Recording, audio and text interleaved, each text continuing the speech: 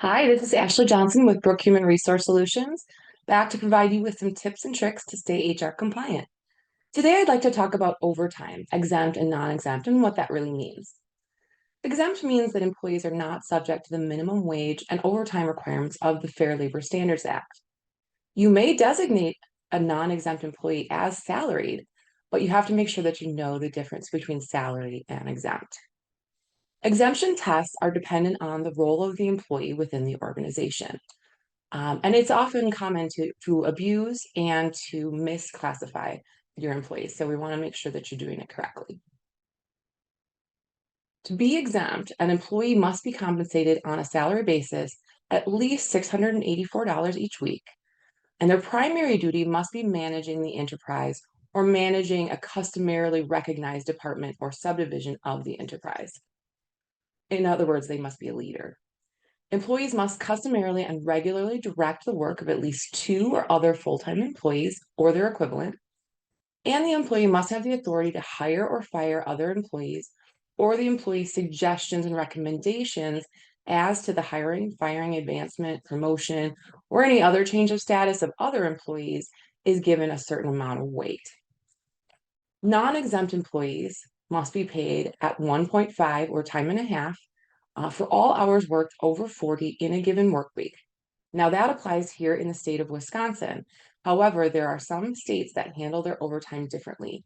For example, in California, overtime is calculated on a daily basis. So any hours over what's worked in one day is important there. So make sure that you're aware of the rules in your state. Banking hours for non-exempt employees is illegal. We all hear about people saying, oh, I'll work extra this week so that I can get off early next week. Technically, with non-exempt employees, unless you have a signed document from that employee for that particular lack of overtime, it's going to potentially get you in trouble. So make sure that you are not having comp time policies that are too loose and potentially could get you in trouble down the road. There's also a calculation that you can use called the alternative overtime option, sorry, halftime calculation. Often called the halftime measure of overtime, the fluctuating work week is available if you can meet four tests.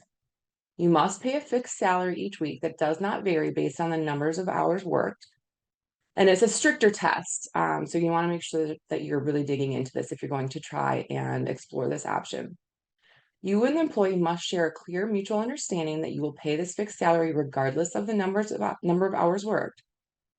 The fixed salary must be sufficiently large to provide a compensation that at least equals the minimum wage, and your employee's hours must fluctuate from week to week, both above and below 40 hours. If all four elements of the test are satisfied, you can use a halftime overtime calculation. Since you've already compensated your employee for all straight time hours, you only need to pay the overtime premium. So using that example, I'll give you a little scenario here. Chuck's fixed salary covers all the hours he worked during the week. His regular rate was $1,000. So at 50 hours, it equals $20 an hour. So his salary is 1,000 divided by 50, it's $20 an hour. You calculate the overtime rate by dividing the salary by the number of hours that Chuck actually worked in the week. And under the fluctuating workweek method, you've already paid him $20 of the $30 hourly overtime rate by virtue of his base salary. So you owe him just the halftime overtime premium. So his total pay equals the regular salary plus 10 hours of halftime, 10 times $20 times 0.5, 1,000 plus 100. So he would have to pay him $1,100 that week. Now, if you're thinking that this seems like a good way to avoid some overtime expenses, don't. That's where employers tend to get tripped up. The fluctuating work week is an alternative to the traditional method of calculating overtime compensation, not an excuse to cheat or oppress your employees.